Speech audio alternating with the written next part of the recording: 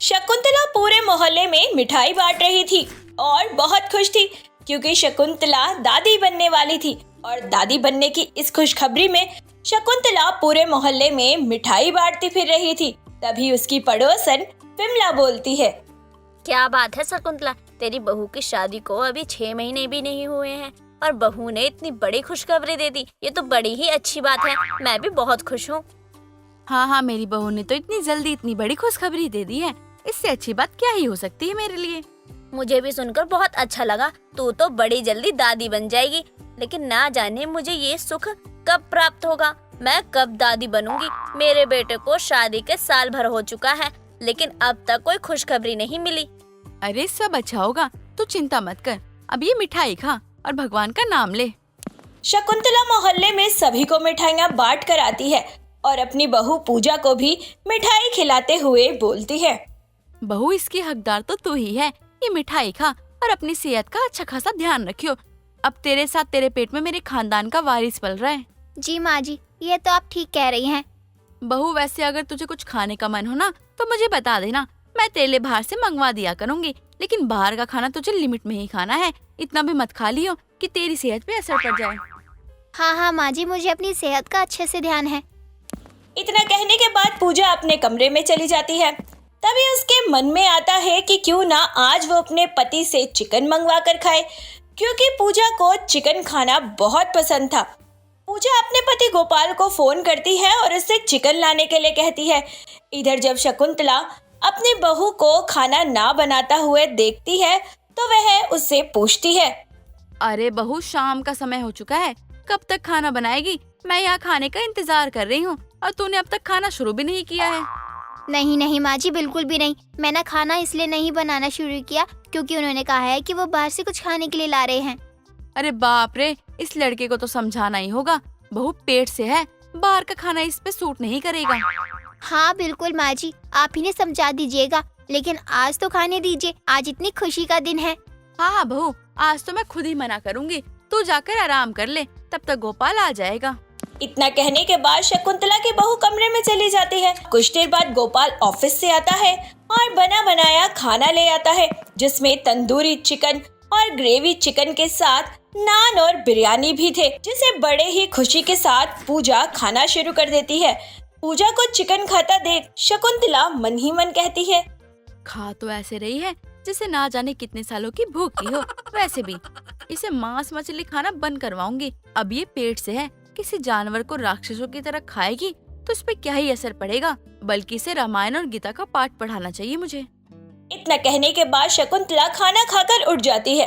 पूजा भी खाना खाने के बाद किचन में बर्तन धोकर सोने जा ही रही होती है कि तभी शकुंतला अपनी बहू को बुलाकर उसे बड़े प्यार से समझाते हुए कहती है, बहू देख, मैं जो कहने जा रही हूँ उसे ध्यान से सुन, क्योंकि तू अब माँ बनने वाली है और माँ बनने के बाद एक औरत पे बहुत सारी जिम्मेदारियाँ आ जाती हैं।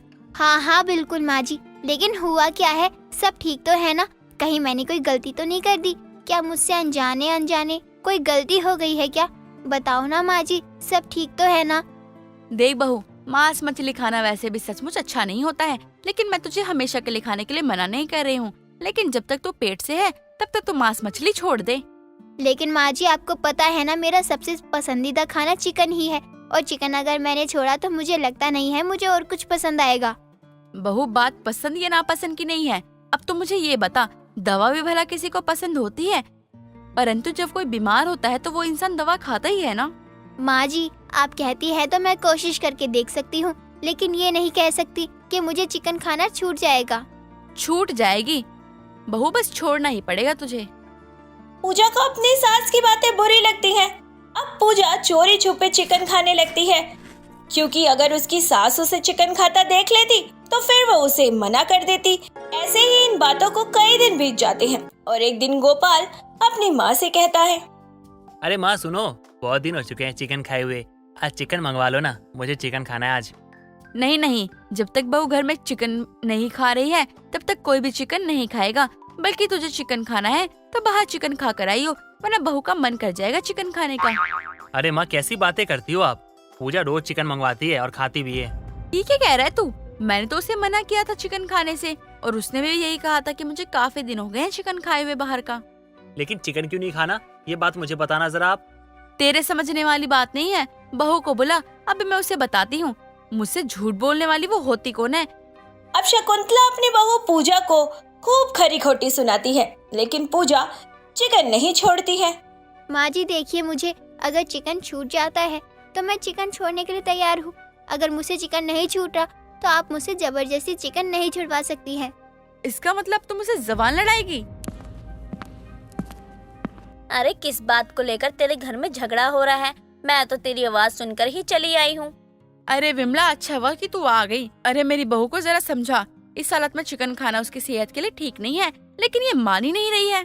अरे शकुंतला बिल्कुल ठीक कह रही है, इस हालत में चिकन खाना अच्छा नहीं है। इतना अगर तू रोज रोज चिकन खाएगी तो फिर तो तेरी सेहत बिगड़ जाएगी। पूजा किसी की नहीं सुनती है और शकुंतला को थक-हार कर एक कठोर फैसला लेना होता है। शकुंतला अब कुछ दिनों के लिए बीमार होने का नाटक करने लगती है। ऐसे में पूजा को घर में सुबह सुबह नहा धोकर पूजा करना पड़ता है। ये सब माँ जी मुझे जानबूझ के कह रही हैं, ताकि मैं अपना ध्यान इधर उधर ना लगाऊं। लेकिन कोई बात नहीं, जब माँ जी ठीक हो जाएंगी तो वही घर का पूजा पाठ करेंगी। ये सब मुझसे नहीं होता। देखिए माँ जी, मुझे पता है आप ये सब जानबूझकर कर रही हैं ताकि मैं चिकन ना खा सकूं। आप पूजा पाठ क्यों नहीं करती? नहीं बहू, मेरी उम्र नहीं रह गई पूजा पाठ करने वाली। बस राम का नाम लेती हूँ, वही मेरे लिए बहुत है।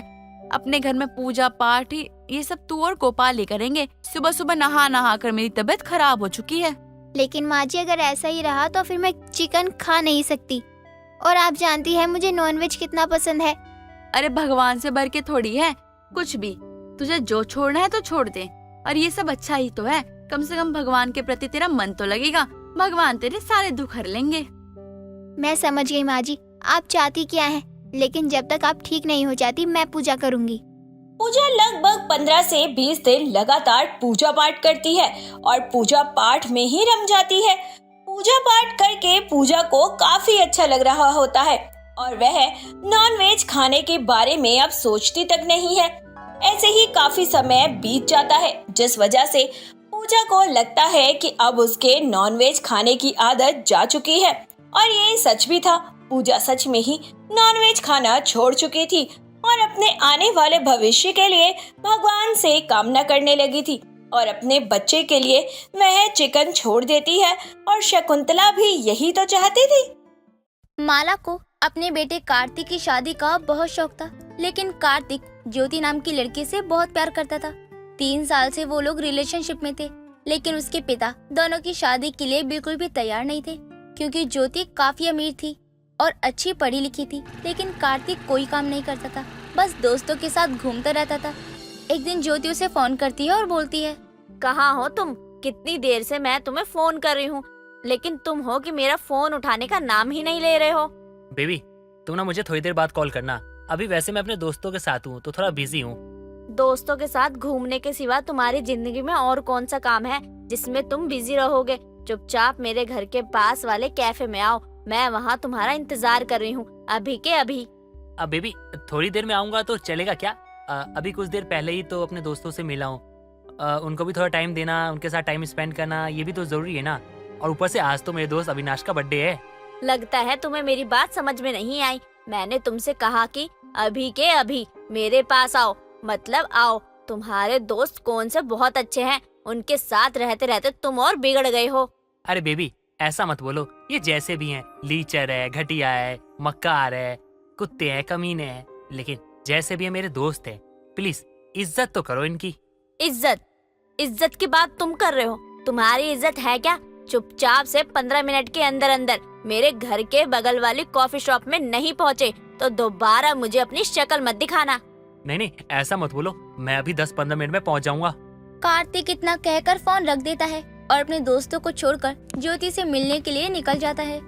थोड़ी देर में ही वो ज्योति की बताई हुई जगह पर पहुंच जाता है और बोलता है, बेबी, तुम ना बहुत जल्दी गुस्सा हो जाती हो। मैं कह रहा था ना कि मैं आ रहा हूँ, देखो आ गया। यहाँ आकर तुमने कौन सा मेरे ऊपर एहसान कर दिया है? मैंने तुम्हें ये कहने के लिए बुलाया था कि मेरे पापा हम दोनों के रिश्ते के लिए नहीं मान रहे हैं। मैंने उनको बहुत मनाने की कोशिश की है, तब जाके उन्होंने तुम्हें एक मौका दिया है। मौका? कैसा मौका? मैं समझा नहीं। देखो, मैंने अपने पापा को तुम्हारे बारे में सब कुछ बता दिया। मेरी सारी बातें सुनने के बाद उन्होंने हमारी शादी के लिए एक शर्त रखी है कि अगर तुम मुझसे शादी करना चाहते हो तो तुम्हें एक अच्छी नौकरी करनी होगी, ताकि उन्हें विश्वास हो जाए कि आगे चलकर तुम मुझे खुश रखोगे। तभी वो हम दोनों की शादी के बारे में सोचेंगे। अरे तुम पागल हो क्या?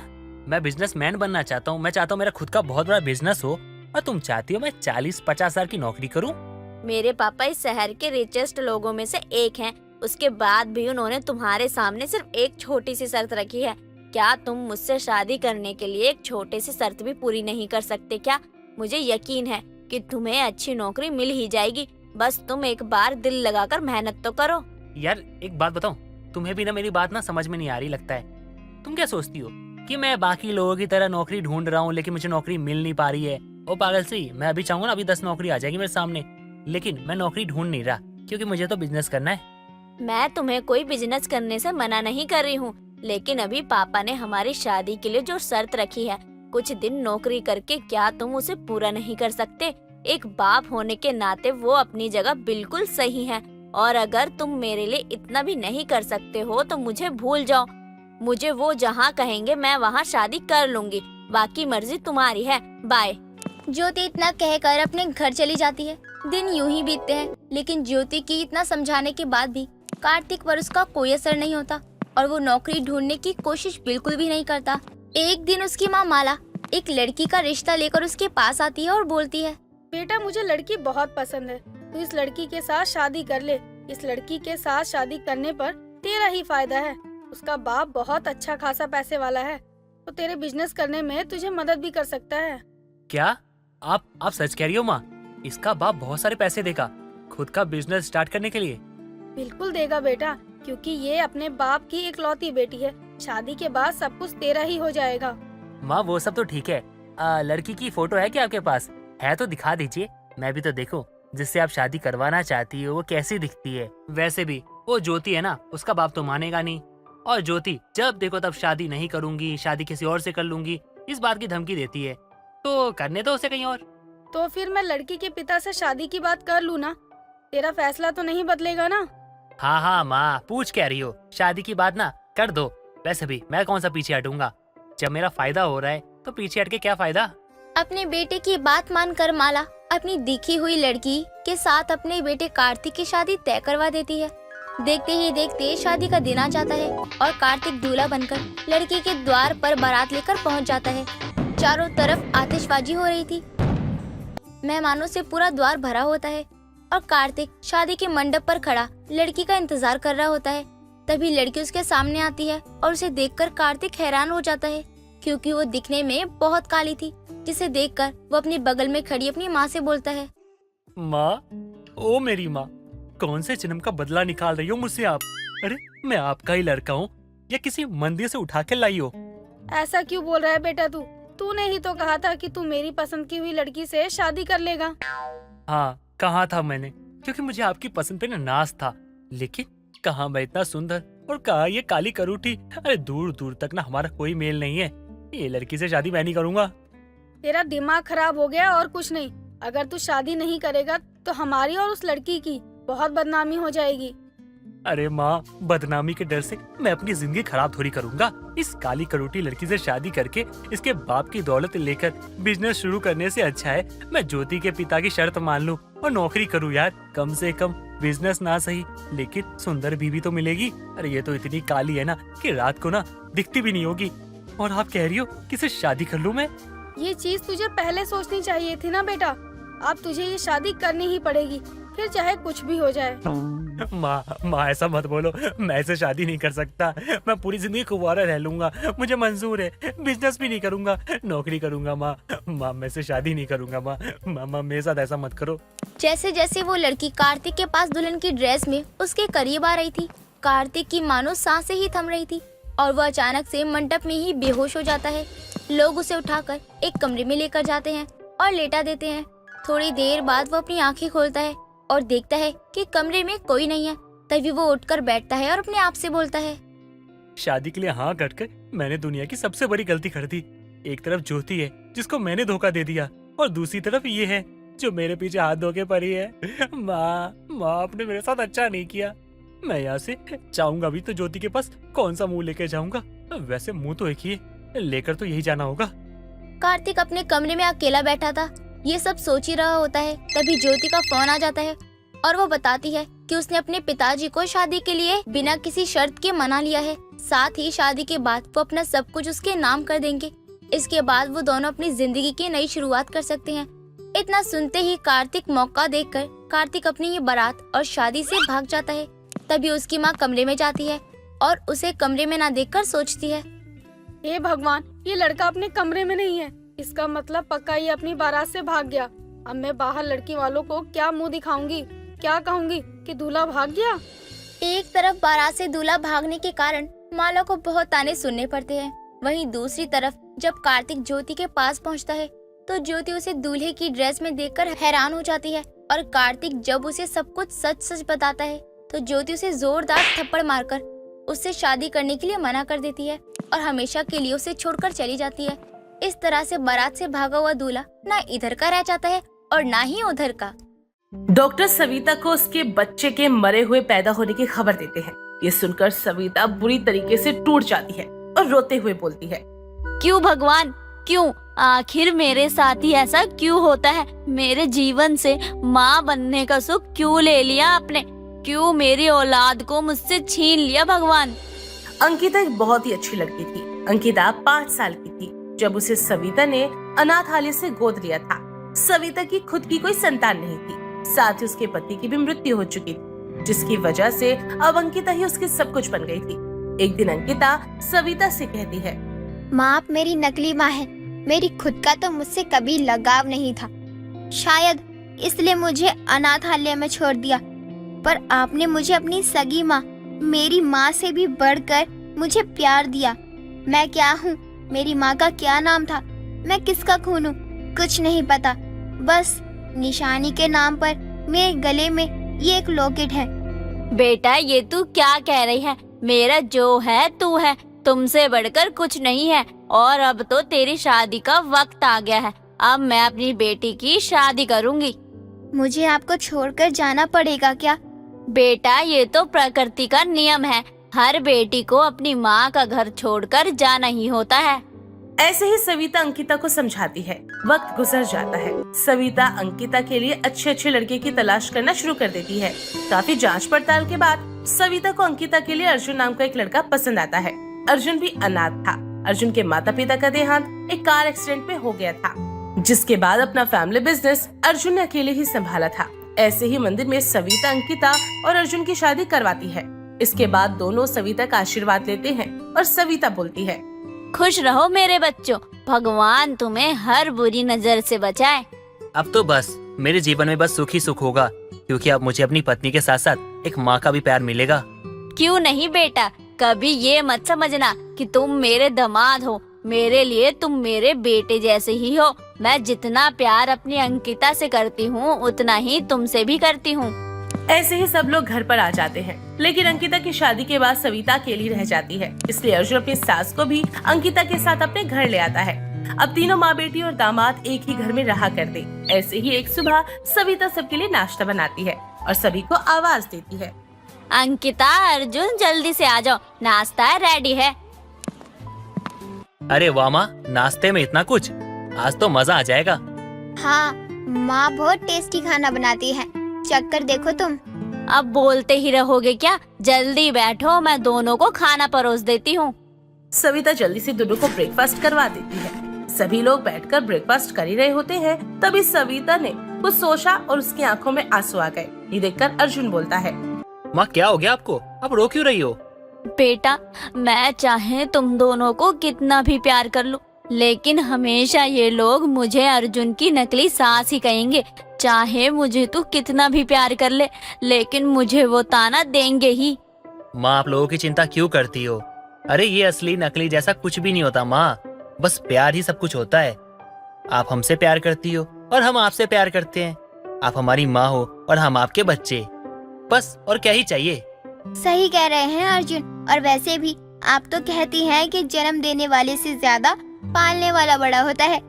तो यूँ समझ लीजिए हमारा सब कुछ है, हमारी माता, हमारे पिता भी, और हमारा जग संसार सब आप हो माँ।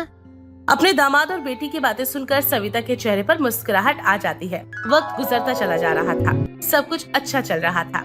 ऐसी एक दिन अंकिता की थोड़ी तबीयत खराब होती है और सविता उसे डॉक्टर के पास ले जाते हैं। तब पता चलता है कि अंकिता माँ बनने वाली है। ये खबर सुनते ही सविता खुशी से झूम उठती है और अंकिता का माथा चूमते हुए बोलती है, बेटा अब तुझे अपना जरूरत से ज्यादा ख्याल रखना है, क्योंकि अब तू अकेली नहीं है, तेरे अंदर भी एक नन्ही सी जान है, उसका भी तुझे बहुत ख्याल रखना है, ठीक है? माँ, जब आप मेरे साथ हैं तो चिंता फिर किस बात की है। शाम को जैसे ही अर्जुन घर पर आता है तभी सविता उसे अंकिता के प्रेग्नेंट होने की गुड न्यूज देती है, जिसे सुनकर अर्जुन खुशी से फूला नहीं समाता और बोलता है, अंकिता, आज तुमने ना मुझे दुनिया की सबसे बड़ी खुशी दे दी। Thank you so much. ऐसे ही वक्त गुजर जाता है, सब कुछ अच्छा चल रहा था। एक दिन अंकिता अपनी माँ सविता से कहती है, माँ, ये जो मेरे गले में लॉकेट है ना, इसका धागा बहुत छोटा हो गया है और मुझे ना बहुत प्रेगनेंसी की वजह से घबराहट होती है। आप एक काम करो ना, इसे मेरे गले से निकाल दो। अंकिता के कहने पर सविता उसके गले से वो लॉकेट निकाल देती है, जिसे देखकर सविता बोलती है, बेटा ये तेरे गले में बचपन से है, जब मैं तुझे अनाथालय से लाई थी तब से ये तेरे गले में ही है, तूने कभी इसे खोल कर नहीं देखा। खोलकर? आपके कहने का क्या मतलब है माँ? बेटा ये देख, ये लॉकेट खुलता है ऐसे। जैसे ही वो सविता लॉकेट खोलती है तो उसमें उसके पति की तस्वीर होती है, जिसे देखकर सविता हैरान रह जाती है। दोनों माँ बेटी को समझ नहीं आता कि आखिर अंकिता के गले में लॉकेट में सविता के पति की तस्वीर कैसे आई। शाम को जब अर्जुन घर आता है तो अंकिता सविता उसे लॉकेट वाली बात बताती है, जिस पर अर्जुन बोलता है, माँ, इस बात की गुत्थी तो अब अनाथ आश्रम में ही जाके सुलझेगी। आप चिंता मत कीजिए, मैं सब कुछ पता करता हूँ। अगले दिन अर्जुन सविता अंकिता को लेकर उसी अनाथालय में जाता है जहाँ से सविता ने अंकिता को गोद लिया था। वहाँ जाकर अर्जुन लॉकेट की जांच पड़ताल करने लगता है और पता चलता है कि अंकिता केवल 1 महीने की थी तब उसे अनाथालय में कोई एक नर्स छोड़ गई थी। इस बात को सुनकर सविता के पैरों तले जमीन खिसक जाती है। अर्जुन अपनी जान पहचान से उस नर्स का पता लगाते हैं और उससे मिलने के लिए उसके घर पर जाते हैं, जिसके बाद वो नर्स बोलती है, सविता जी, उस रात आपका बच्चा मरा हुआ पैदा नहीं हुआ था। आपने तो एक बहुत सुंदर बेटी को जन्म दिया था, पर आपका पति नहीं चाहता था कि आपको बेटी मिले। उस रात आपके पति ने मुझे बहुत रकम दी थी। उन्होंने उस बच्ची को मेरे हाथों में देते हुए कहा था, मेरी पत्नी ने बेटी को जन्म दिया है, अरे हमारा खानदान आगे कैसे बढ़ेगा। मुझे बेटी बेटी नहीं चाहिए, इसको तू रख और मैं तुझे बहुत से पैसे दूंगा। बस तू एक मरी हुई बच्ची लाकर मेरी पत्नी को देकर कहती हो कि उसका बच्चा मरा हुआ पैदा हुआ है। उसके बाद तू जो चाहे इस बच्ची का कर, चाहे इसको मार दे, चाहे बेच दे, चाहे कुछ भी कर, मुझे उससे मतलब नहीं है। बस ये बच्ची मेरी जिंदगी में दोबारा नहीं आनी चाहिए। उस आदमी ने इस नन्ही बच्ची को मेरी गोद में रख दिया। मैंने उस रात ही अस्पताल छोड़ दिया और उसकी डॉक्यूमेंट फाइल भी मैं अपने साथ ले आई, जिसमें उसके पिता की तस्वीर थी। उसी से मैंने ये लॉकेट बनाकर इसके गले में डाल दिया था और इसे अनाथ आश्रम में छोड़ आई। कुछ वक्त बाद मुझे पता चला कि वो आदमी भी चल बसा है, उसे उस बुरे काम का फल मिल गया था। पर तब से लेकर आज तक मैं खुद को कभी माफ नहीं कर पाई। ये सारी बातें जानने के बाद सविता और अंकिता और अर्जुन तीनों ही हैरान रह जाते हैं। अर्जुन बेटा, तू ना होता तो आज मुझे कभी नहीं पता चलता। जिस बेटी को मैं इतने सालों से पाल रही हूँ वो मेरी खुद की बेटी है। तू मेरा अपना दामाद है। मैं तेरी नकली सास नहीं हूँ, बल्कि मैं तेरी असली सास हूँ। हाँ माँ, आप मेरी असली सास हो और अंकिता की असली माँ। हमें ना माँ का प्यार सही मायनों में मिल जाएगा। मैं बहुत खुश हूँ माँ। अब तो हमारे घर में सिर्फ खुशियाँ ही खुशियाँ होंगी।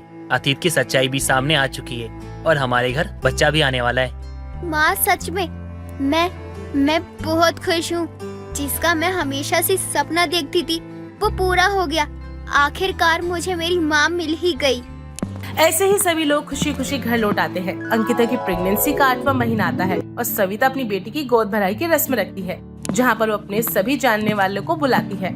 सभी लोग उस गोद भराई की रस्म में आते हैं और अंकिता को बहुत सारी ब्लेसिंग देते हैं। तभी एक पड़ोसन बोलती है, इन दोनों के खुद के माता पिता को तो कुछ पता नहीं है और इस औरत ने माँ बन के इन दोनों की शादी कर दी। और अभी इन्हीं के साथ रह रही है, इन्हीं के पैसों पर मौज ले रही है। अपनी नकली सास को ये असली दामाद उठाकर घर ले आया। उस औरत की बात सुनकर अर्जुन को बहुत तेज गुस्सा आता है और वो बोलता है, आंटी जी, आपसे एक बात पूछता हूँ, ये असली नकली का फर्क करने वाली आप होती कौन हो? क्या आप कोई बहुत बड़ी अफसर हो जिसको इस बात का ठेका दिया गया है, हाँ, कि कौन असली है कौन नकली है वो इसका पता करे और सबको बताए, हाँ? और ये मेरी असली सास है या नकली सास है, उससे आपको क्या मतलब? आंटी जी, मैं आपको 2 ऑप्शन देता हूँ। पहला ऑप्शन ये, आप हमारी खुशियों में शामिल हो जाइए और साथ मिलकर ना खुशियाँ मनाइए। और दूसरा ऑप्शन ये है कि अगर आपने मेरी सास के बारे में एक भी लफ्ज बोला तो मैं ना आपकी जो इज्जत है ना उसका कचरा कर दूंगा। फिर आप इस घर से क्या इस मोहल्ले से बाहर निकल जाएंगी। इतना बोलकर अर्जुन उस पड़ोसन को वहाँ से भगा देता है। 9 महीने बाद अंकिता के यहाँ पर एक सुंदर सी बेटी का जन्म होता है और जिसके बाद सभी खुशी खुशी रहने लगते हैं। जूही और प्रीति दोनों ही बचपन की सहेलियां थी। ऐसे ही एक दिन जूही अपने घर में प्रीति के लिए खाना बनाती है और उसके घर लेकर जाती है। ये देखकर प्रीति उससे कहती है, भाई यार, तू तो सारा मेरी पसंद का खाना लेके आई है। कुछ था क्या तेरे घर में? तू ऐसे तो मेरे लिए बना नहीं सकती। अब जल्दी से बता दे, क्यों लेके आई है ये सब? अरे पागल, कोई बात नहीं, वो तो मेरा मन हो रहा था कि मैंने कई दिनों से तेरे लिए कुछ बनाया नहीं था, तो मैंने सोचा क्यों ना आज मैं तेरे लिए कुछ बना दूं। चल जल्दी से खाकर बता कि तुझे कैसा लगा। अगर अच्छा लगा तो अगली बार वापस से बनाऊंगी जो तू बोलेगी। मैं तो बिना खाए इसकी खुशबू से बता रही हूँ, तूने बनाया है तो बहुत ही अच्छा होगा। आखिरकार तू खाना इतना टेस्टी ही बनाती है। मुझे तो तेरे हाथों का खाना बहुत पसंद है। मैं तो रोज खा लूं तेरे हाथों का खाना और मेरा तो दिन बन जाएगा। जैसे आज बनाया है तूने मेरा दिन, मजा आ गया तेरा खाना खाकर तो। चल जल्दी से खा ले, फिर आज हमें शॉपिंग के लिए भी जाना है। तुझे याद है ना? कहीं भूल तो नहीं गई? यार शॉपिंग के लिए तो चले, लेकिन मेरे पास ना पैसे नहीं है। वो क्या है ना, मैंने जो पैसे जमा किए थे वो खर्च हो गए हैं। अभी मेरे पास 1 भी रुपए नहीं है। मैं तो 0 बटा सन्नाटा हूँ। जब मेरे पास कुछ पैसे हो जाएंगे तो हम आराम से चलेंगे शॉपिंग करने के लिए। तो क्या हुआ कि तेरे पास पैसे नहीं है? अरे लास्ट टाइम भी तो तूने ही मेरी शॉपिंग की थी ना, और इस बार मैं कर लूंगी तो क्या हो जाएगा? पैसे की चिंता मत कर, जो लेना हो वो ले लियो, पैसे मैं दे दूंगी। यार तू कैसी बातें कर रही है? लास्ट टाइम जब हम शॉपिंग के लिए गए थे तो इसका हिसाब लगा के बैठी है। ये ना तेरी गलत आदत है। हम दोनों बेस्ट फ्रेंड्स हैं और बेस्ट फ्रेंडों में ना ये हिसाब वगैरह नहीं लगाते हैं। मैंने कोई हिसाब नहीं लगाया, वो तो इस बार तेरे पास पैसे नहीं थे तो मैंने जस्ट वही वाली बात बोली है। देख बात तो सच ही है ना, मुझे लास्ट टाइम शॉपिंग तूने करवाई थी तो इस बार मैं करवा दूंगी। बस हम दोनों बेस्ट फ्रेंड है तो इतना सब तो चलता ही रहता है ना। ये भी सही कह रही है। तो क्या हो जाएगा अगर तूने मुझे शॉपिंग करा दी? तो कोई बड़ी बात थोड़ी है। हम दोनों को तो हिसाब का कुछ पता ही नहीं रहता। चल खाना खा लेती हूँ, फिर तैयार होके जाऊंगी, फिर हम दोनों शॉपिंग पे चलेंगे, मजा आएगा बहुत। कुछ देर बाद प्रीति खाना खाकर तैयार हो जाती है और वो दोनों शॉपिंग पे जाते हैं। शॉपिंग पर वो दोनों काफी मजे भी करते हैं और ढेर सारी शॉपिंग भी करते हैं। ऐसे ही इन दोनों की दोस्ती काफी अच्छी तरह से चल रही होती है। कुछ दिनों बाद जूही की काफी अच्छी नौकरी लग जाती है और जूही ये बात आकर प्रीति को बताती है। बता क्या खाएगी आज तू? जो तू कहेगी वो मैं खिलाऊंगी, क्योंकि आज मेरी बहुत अच्छी नौकरी लग गई है, वो भी काफी अच्छी सैलरी, बहुत बड़ी कंपनी है और पोस्ट भी काफी अच्छी है। तू सुनेगी ना तो बहुत खुश हो जाएगी। मैं तो यही सुनकर बहुत ज्यादा खुश हो गई हूँ कि तेरी नौकरी लग गई है। या मेरी भी नौकरी लगवा देना, क्योंकि मेरी माँ तो रोज ही मुझे ताने देती रहती है। तू तो पढ़ने में बहुत अच्छी थी, तूने सब कुछ कर लिया, लेकिन मैं तो अच्छी भी नहीं हूँ पढ़ने में और ना ही घर वालों का सपोर्ट है। अरे तू टेंशन क्यों ले रही है? मेरी लग गई है ना नौकरी, मैं कुछ ही दिनों में तेरी भी लगवा दूंगी, लेकिन तुझे इसलिए थोड़ी बहुत मेहनत तो करनी पड़ेगी। जैसा जैसा कहूँगी तू वैसा वैसा करती रही हो, फिर तेरी भी मेरी ही कंपनी में नौकरी लग जाएगी। जूही के कहने के बाद प्रीति भी थोड़ी टेंशन में आ जाती है, लेकिन कई दिन निकल जाते हैं और जूही अभी तक प्रीति की नौकरी नहीं लगवा पाती। ये सब देखकर प्रीति मन ही मन में बहुत चिढ़ने लगती है। कुछ दिनों बाद जूही प्रीति के घर आती है और प्रीति से कहती है, क्या बात है प्रीति, मैं तुझे इतनी कॉल कर रही हूँ, तूने मेरी एक भी कॉल का जवाब क्यों नहीं दिया? कहाँ बिजी है आजकल? शाम को भी नहीं मिलती है मुझसे। जब भी तेरे घर आती है तो तेरी मम्मी कहती तू सो गई है, तू तो नौकरी भी नहीं कर रही है और सो जाती इतनी जल्दी। तुम मुझे ताने मारने आई हो कि मैं नौकरी नहीं कर रही हूँ, इसलिए मुझे नींद नहीं आ सकती। तेरी नौकरी क्या लगी कुछ दिनों में तू मुझे ताने मारने आ रही है? मुझे तुझसे ये उम्मीद नहीं थी। खैर कोई बात नहीं, तू बिजी तो बहुत है। चल कोई नहीं, बाद में बात कर लेंगे हम। अरे क्या हुआ, तुझे इतना गुस्सा क्यों कर रही है? मैं तो यहाँ तुझसे मिलने आई थी, मैंने ऐसे ही मजाक में कह दिया था। मुझे नहीं पता था कि तुझे इतना बुरा लग जाएगा मेरी बात का। अच्छा सॉरी, मेरी गलती है, मुझे ऐसा नहीं कहना चाहिए था। माफ कर दे, तेरी ही दोस्त हूँ, निकल जाता है कभी कभी मुँह से। चल ठीक है कोई बात नहीं, लेकिन अब मैं बिजी हूँ, मैं बात नहीं कर सकती। अभी तो यहाँ से चले जा, मेरे वैसे भी बात करने का कोई मन नहीं कर रहा है, बहुत काम है मुझे। प्रीति बार बार ऐसा कहती है, इसलिए जूही वहाँ से चली जाती है। दिन निकल रहे थे और अब प्रीति जूही से दिन पर दिन और ज्यादा चिढ़ती जा रही थी।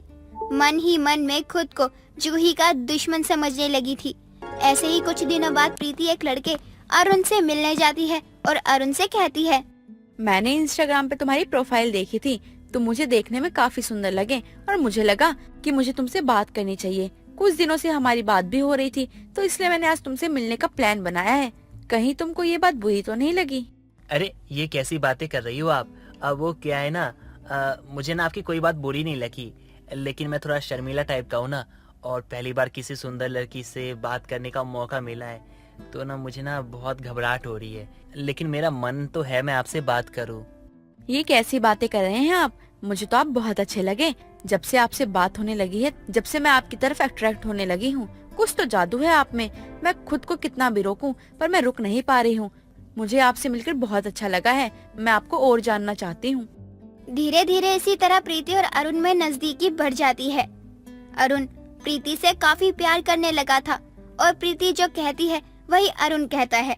कुछ दिनों बाद प्रीति अरुण से काफी गुस्सा होती है और अरुण से कहती है, बहुत हो गया, मैं कब से कह रही हूँ कि मुझे अपने ऑफिस लेके चलो, लेकिन तुम बार बार मना कर देते हो। आज तय कर लो, तो मुझे ऑफिस लेके चलोगे या हमारा रिश्ता यहीं खत्म कर दूं?